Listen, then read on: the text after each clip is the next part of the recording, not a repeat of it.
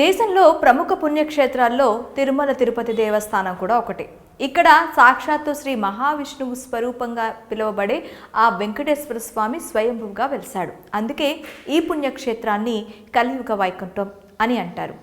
అందుకే నిత్యం దేశం నలుమూలల నుంచి లక్షలాది మంది భక్తులు ఈ తిరుమల శ్రీవారిని దర్శించుకునేందుకు భారీగా కొండకు తరలి వస్తూ ఉంటారు.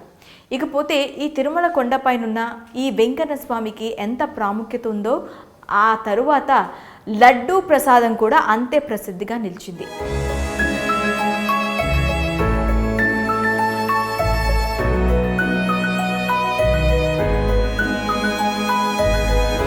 అయితే తరతరాలుగా తిరుమలలో శ్రీ వెంకటేశ్వర స్వామి దర్శనానికి తొలి ప్రాధాన్యత ఇస్తూ మలి ప్రాధాన్యతగా లడ్డూ ప్రసాదానికి ఇవ్వడం ఆనవాయితీగా వస్తుంది. అందుకే ప్రతి ఒక్క భక్తుడు స్వామివారిని దర్శించుకున్న తరువాత ఆ వారికి అత్యంత ప్రీతి అయిన లడ్డూ ప్రసాదం కావాలని తాపత్రయపడుతూ ఉంటారు.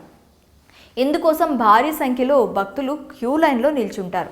మరి అంతలా ప్రసిద్ధిగాంచిన ఈ తిరుమల తిరుపతి లడ్డూ ప్రసాదం విశిష్టత ఏమిటి, దీని వెనుక ఉన్న చరిత్ర ఏమిటి అనే ఆసక్తికర విషయాలను ఇప్పుడు తెలుసుకుందాం. తిరుమలలో ఆ శ్రీవారి లడ్డూ ప్రసాదం వెనుక చరిత్ర ఏమిటంటే, క్రీస్తు శకం 1444లో తిరుమలలోని శ్రీవారికి సుఖియం నైవేద్యం సమర్పించేవారు. ఆ తర్వాత క్రీస్తు శకం 1455లో అప్పం, క్రీస్తు శకం 1461లో వడ, క్రీస్తు శకం 1469లో అత్తి రసం పేర్లతో తయారు చేసిన ప్రసాదాలను స్వామివారికి నివేదించేవారు. అది కాస్త క్రీస్తు శకం 1480లో మనోహరం పేరుతో తీపి పదార్థాన్ని నైవేద్యంగా స్వామివారికి సమర్పించడం జరిగింది. ఇదే కాలక్రమంగా క్రీస్తు శకం 1804 సంవత్సరంలో ఉమ్మడి మద్రాసు రాష్ట్ర ప్రాంతాన్ని పాలించే ఈస్ట్ ఇండియా కంపెనీ హయాంలో శనగపిండి పాకంతో తయారు చేసిన బూందీని ప్రసాదంగా వినియోగించే ఆచారం ప్రారంభమైంది.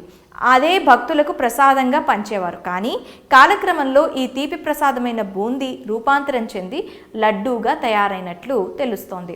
ఇది కూడా క్రీస్తు శకం 1943 సంవత్సరంలో రూపాంతరం చెందినట్లు తెలుస్తుంది. అయితే మొట్టమొదటిసారిగా తిరుమల తిరుపతి దేవస్థానంలో 1950 సంవత్సరంలో జరిగిన పాలక మండలి సమావేశంలో ఈ లడ్డూను తయారు చేసి విక్రయించినట్లు తెలుస్తోంది.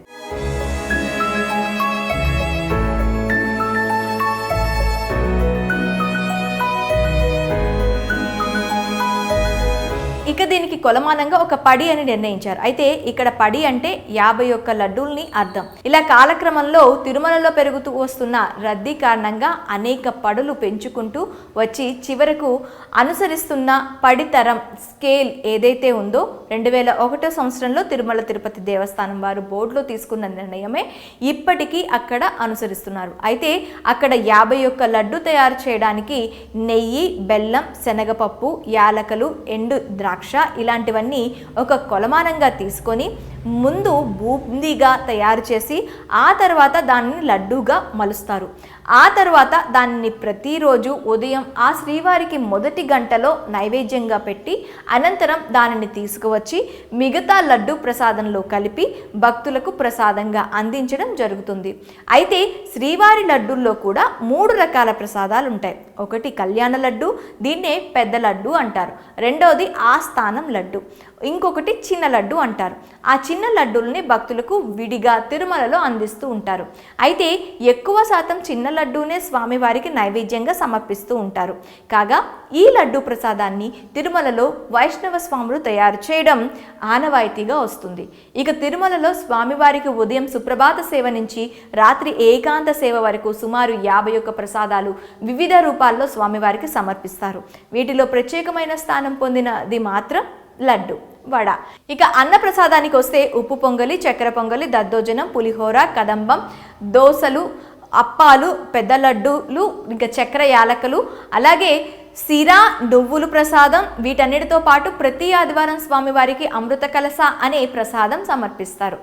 దీన్ని కూడా గరుడ ప్రసాదం అంటారు. వీటితో పాటు పలు పండ్లను కూడా తిరుమల శ్రీవారికి ప్రసాదంగా సమర్పిస్తారు.